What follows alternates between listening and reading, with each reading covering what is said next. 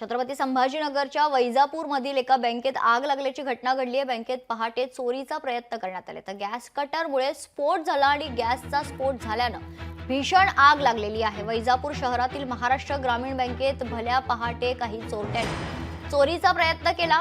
यावेळी चोरट्यांकडून गॅस कटरचा वापर करण्यात येत असल्याने या गॅसचा जोरदार स्फोट होऊन बँकेत भीषण आग लागली होती। या आगीत बँकेतील सर्व साहित्य जळून खाक झालेत। मात्र यावेळी आग लागल्यानं चोरट्यांनी या ठिकाणाहून पळ काढलाय। परिसरात नागरिकांनी स्फोटच्या आवाजानं खरंतर जागे झाले। पोलिसांना माहिती दिली आणि त्यानंतर अग्निशमन वाहनानं आग विझवण्याचा प्रयत्न सुरू केला।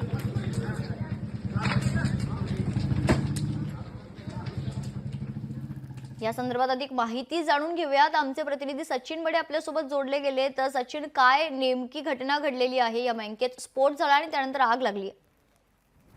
छत्रपती संभाजीनगरातील वैजापूर या ठिकाणची घटना आहे।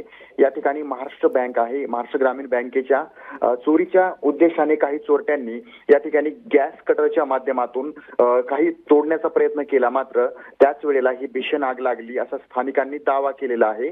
महत्त्वाचं म्हणजे रात्री ही भीषण आग लागलेली आहे। मात्र ही आग लागलेली असताना या ठिकाणी जी बँकेमधून चोरी करण्याचा उद्देश जो होता तो या चोरट्यांचा होता असं सांगितलं जातंय। आणि रात्री 3 वाजेच्या सुमारास ही आग लागलेली आहे। यामध्ये बँकेचं पूर्णपणे नुकसान झालेलं आहे। या ठिकाणी ही आग एवढी भीषण होती की त्या ठिकाणी आपण जर पाहिलं तर रौद्र रूप धारण केलेलं होतं आणि मोठं नुकसान या ठिकाणी झालेलं आहे।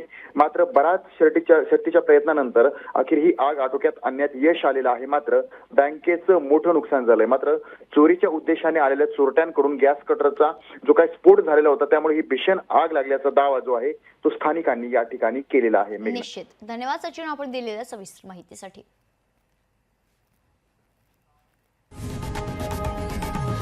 लोकशाही मराठी ऐका, पहा, जागरूक रहा।